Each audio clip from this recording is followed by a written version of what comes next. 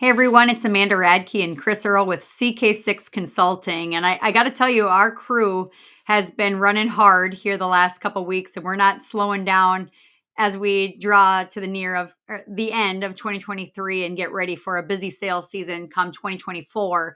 But we thought it was important to pause for just a moment to reflect on an auction sale that we just completed here down in Texas with Texas Beefhouse and Capital Angus. Chris, this was an idea, a concept that you have had in mind for quite some time, and we were able to bring it to fruition down with the DuVall family. So let's just talk about it. What happened down in Texas, and how did this all come to fruition? Amazing, really. I mean, we brought a concept that's old as time, and that is to put your wares in front of the public and let the public establish price. I thought our team, along with the DuValls, very much brought an idea to life, and that idea is how can we put a great meat product or beef product in front of the public, and also have it get paid for at levels, be frank, we have not seen. And so I don't know that the idea is new. They do it in tuna, they do it in a lot of different things. They do it all across the world in many different venues. Only thing I think was different for here, Amanda, was we brought it to beef, and we found an owner that was fearless and confident all at the same time in their product, in order that they had the courage to put it in front of the public in large quantities. And it was a great night. It was a great night. It's so for those that maybe missed the action, Capital Angus usually does their annual production sale, offering bulls and females. And this year, Yep. in a brand new setting, for probably the first time in for sure modern history that we know of, we put beef on an auction to be auctioned off live, with the bidders choosing the price and getting to fight over these primals and box cases. And I know there's probably a lot of nerves leading up to it. How is this going to go? Are we going to sell the beef for under the money? Maybe a cool opportunity for consumers to get this Angus beef and these prime ribs and all these things for maybe under the money. But the exact opposite happened. And I think we're all just trying to wrap our heads around what this beef actually brought. I mean, these producers spend their entire lives dedicated to raising the best beef they can through genetic selection, using the environment they have, and focusing on that quality beef eating experience. They have a loyal following of customers, and those customers showed up that day and they fought over this beef. So Chris, let's just talk about the specifics. What do we mean by fight over this beef? Because this was not just a little day. This was a big day for the DuVall family, for the future of the beef industry, frankly. Yeah, I guess I hope it does. I guess I hope it does that. But for right now, Amanda, we're doing our job. We are taking what we know how to do with a great team, and we are trying to service a client to the best of our ability. Period. And I think we did that. And I think the team came together to bring value to that product. And I think, we did 2,500 pounds, 1,750 pounds of it was hamburger or sausage. It averaged just under $9 a pound. We did over 770 pounds of primals or steak cuts. That did around $68 a pound. At the end of the day, 2,500 pounds was about 4 steers, brought in close to $68,000 to the DuVall family. Let's just say that one more time. So to bring four head. Are you listening? Every person that's messaged me is like, wait, what? 4 head brought the equivalent of how much now? $68,000. And, but look, if you and I were to take our spouses out for a dinner tonight, a high-end steak place, we would pay 50 to 100 for a bone-in ribeye 16 ouncer. That's what those people did there. I mean, the market's never wrong, right? It brought $68 a pound for steak and primals. Those people went and bought a high-end product for their home. Mm-hmm. And, so as, people always ask about the premise of this and the thought of it. And I think it really originates with, do you believe in people, or do you believe in a corporate commodity, this is all you deserve mindset? Mm-hmm. My life's been, I was raised, I run my business, we run a ranch by believing in people. Mm-hmm. And I believe my life at the end of it will be about people. Mm-hmm. So like in a recap of it, I got back from a convention, a beef convention, and there's all the corporate you want, Amanda, wherever you turn in the commodity business, beef business, whatever business. You want your donuts and coffee sponsored by Pfizer, it's there for you. You want your corn and you want your rice to be labeled vegan product at a beef conference, it's there for you. It's just not there for me no more. I'm going to stay focused on servicing good people that are working hard at this way of life to raise a product that's desired, hunted, and in turn turn that into a good business and helps facilitate great people. So that's going to be our focus at CK6 Consulting. This process is going to move. Beefhouse is set up again for a days of Christmas auction. I can't wait. 12 days of Christmas, 12 lots. Each one of those lots will have somewhere between 32 and 36 pounds of top end cuts in it. Our good friends at CCI.Live are going to be there to help us again. They were great on the first auction.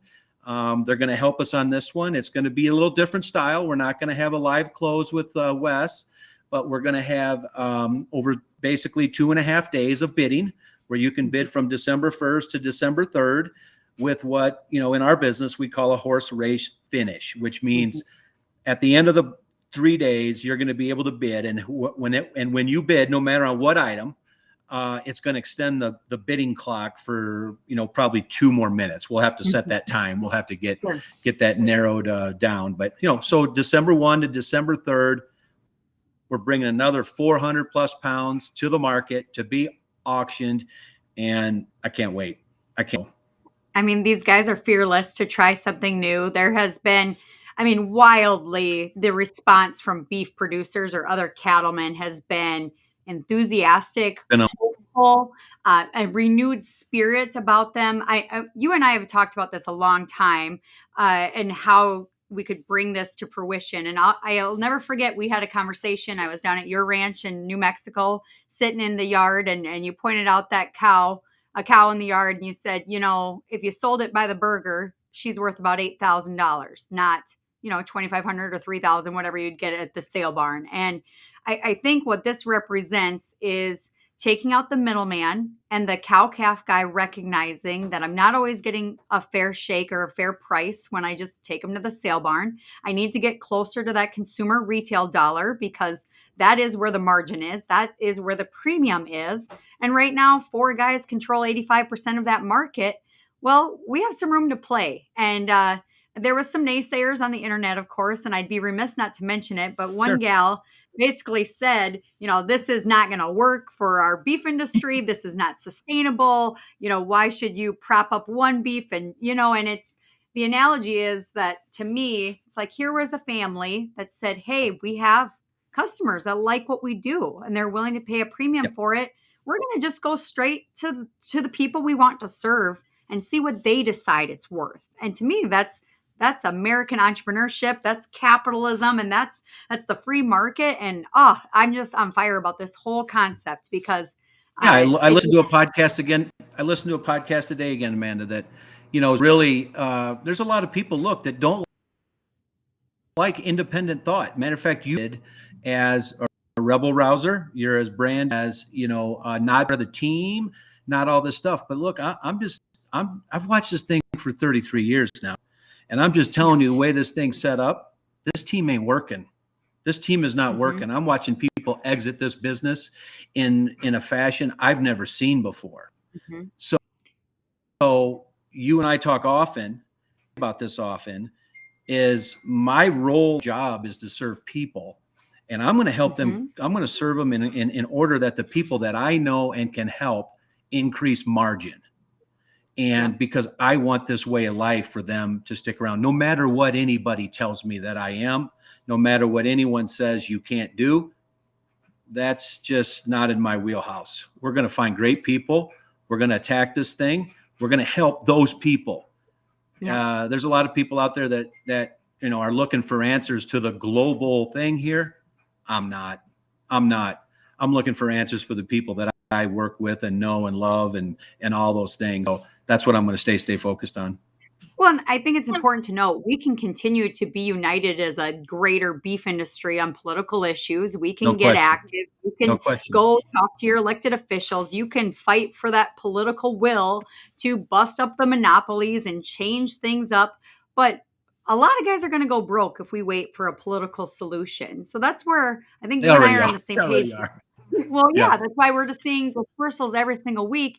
And yet, if we can show people there are different ways, we don't have to work in this box that's just been laid out for us that you do it this way, you calve it this time, you wean it this time, and you sell it this time. And that's the price you're going to get on that weekend because that's when you sell.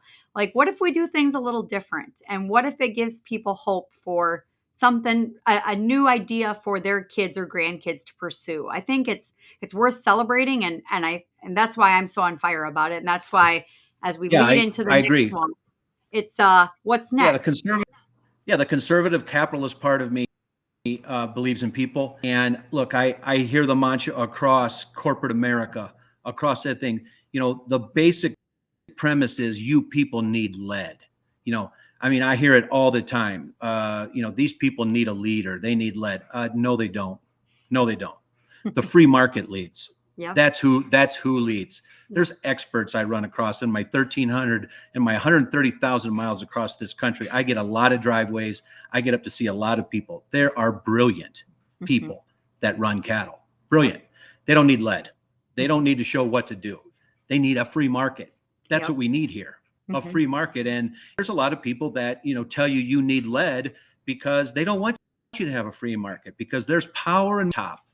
And we're here to fight for the people that can tie into a vision. And that vision is a great product service and a free market. And we're going to keep pushing it. And this is just one way we're going to do it. And on the flip side of things, if you're listening to this and you're raising beef cattle and you're wondering what is a pathway forward, there is a customer for you out there. There are millions and millions of people to feed, and they love beef. And I would encourage you all to tell your story, raise the best beef you possibly can, and connect with the people you want to serve, and good things will come from it. And I think that's what happened at Capital Angus, no question. And it's exciting. I don't think I've stopped smiling since it happened. No, it's fun. It's exciting. The results are great, and we have a mission. We're going to continue this.